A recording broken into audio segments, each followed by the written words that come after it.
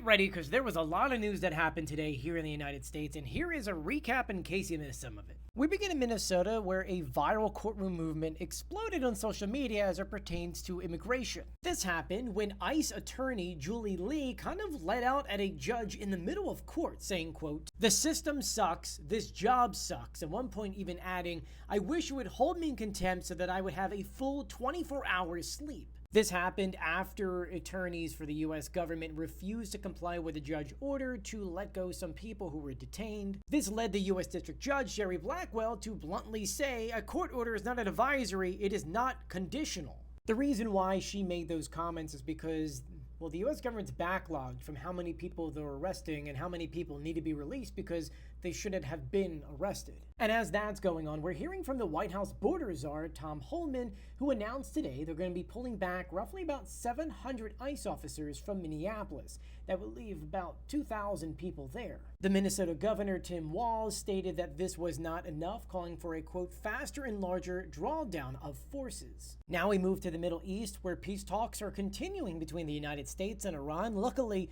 things were looking really bad, about to collapse not too long ago, but yesterday. But today it looks like things are back on track. Though I need to add, Iran is insisting that these negotiations are only about the nuclear program, when the US is saying, no, we want to talk about ballistic missiles too. Donald Trump was actually asked whether or not the leader of Iran should be worried, and Donald Trump responded, quote, "I would say he should be very worried. Yeah, he should be." In election news, in California, a judge ruled in California's favor that in this upcoming November, yes, they can redraw their maps. This is obviously in response to Republicans doing this or trying to do this in other states. And it's possible that now that this is getting pushed forward, we'll see other Democratic states try to do this. Meanwhile, do you remember how Donald Trump was almost assassinated in Florida?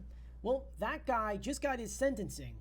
It's life in prison, with the U.S. District Judge saying, quote, "Your plot to kill was deliberate and evil. You are not a good man." Next, we move over to Steve Bannon, who, remember, is not at a position of power at all, but he kind of stated that we need to put ICE agents at all voting centers come November. This comes the same week in which Donald Trump says that they should nationalize at least 15 different states of voting, which is something they can't do. And lastly, we're finishing with the Washington Post, where today there were massive layoffs. We're talking about 1/3 of their entire workforce, with their former executive editor saying that this was amongst the darkest days in the paper's history. That was your recap. I'll have more for you in my Substack newsletter going out around 11 o'clock tonight. The link to that is in my bio, but please do share this video and follow me for more.